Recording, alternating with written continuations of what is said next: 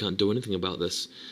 I'm still using pretty much a 50-50 mix of tanks and bio units, and I thought since I've got a whole lot of minerals saved up, I'd go for that expansion at the Double Gas Expo there, just because we've got so much pressure on our opponents at this point. They can't really attack our bases, because we've got some units poised to just deal the killing blow to one of their bases. So this is really looking good. I've got a lot of tanks coming in sieged. My allies actually rushed in to attack that hatchery, so I'm actually open to an attack from the Protoss player, but he's really not using many zealots. This Protoss player is completely committing to dragoons, and fortunately my tanks have not been under attack by zealots. I think their plan was to use a lot of Zerglings in combination with their dragoons, just so that one player could focus on dragoons instead of zealots and dragoons, and the other player can just focus on Zerglings.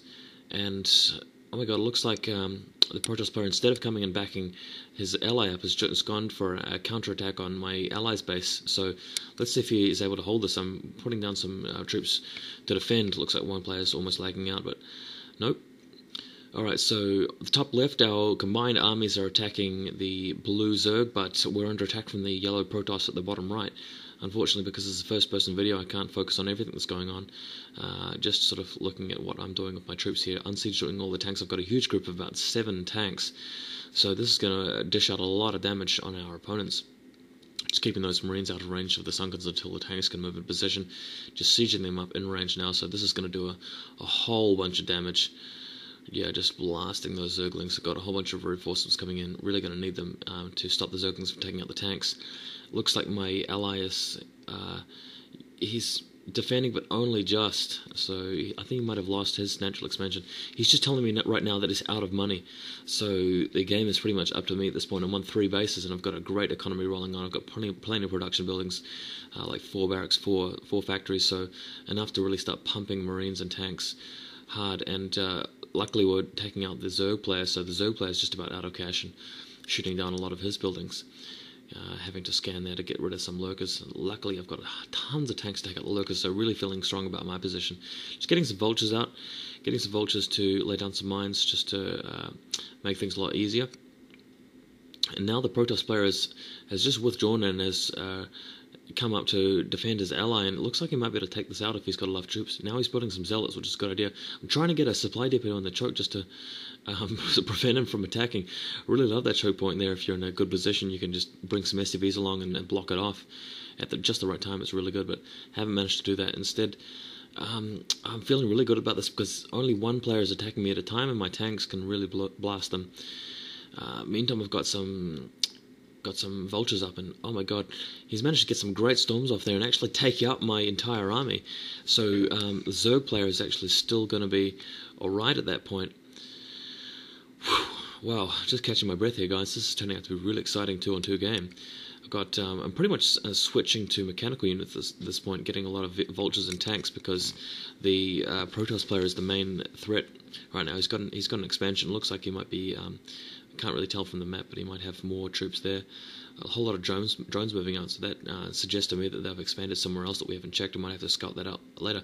And oh, some drones just leaving the space. Luckily for me, I've got some vultures right there, so they're very lucky.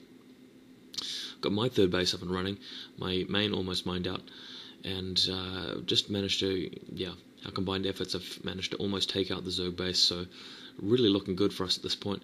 Just scouting around using some scans just to find out what's going on.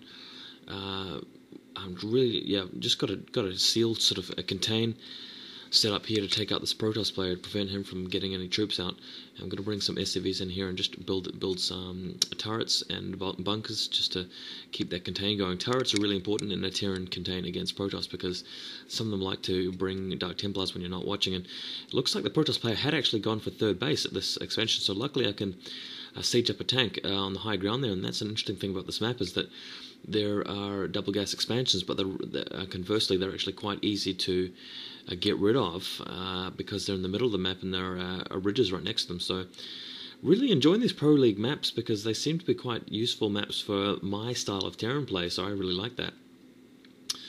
I'm a Terran player that likes to be a bit defensive, and I like to just use a lot of tanks and put them in strategic positions if I can. so these maps are quite good for me. Got Marines in support, so this game looks like it's going really well. It looks like we'll be able to take this out. Me and my ally have done really well. I'm carrying the game at this point, not that my ally hasn't played well. It's just that he's out of minerals and he's got no base left, so I'm easily able to just siege up and get rid of this Protoss base, and we've managed to take out the Zerg player. My ally here's got some Archons, so really good job from him. That's going to save my ass against any Zealots, and we can actually prevent any Protoss units from escaping now that we've got the tanks there. Looks like we've still got a vessel at his base, just in case there were any lurkers there, and still hadn't moved it back. And things looking really good. Oh my god, some Zerglings. So the Zerg player's actually still got some forces there, so I'm quickly bunkering up, and I'm going to have to defend with a minimal number of troops here because he's caught me unaware. Sorry about that little glitch in gun cam there, I've just restarted it.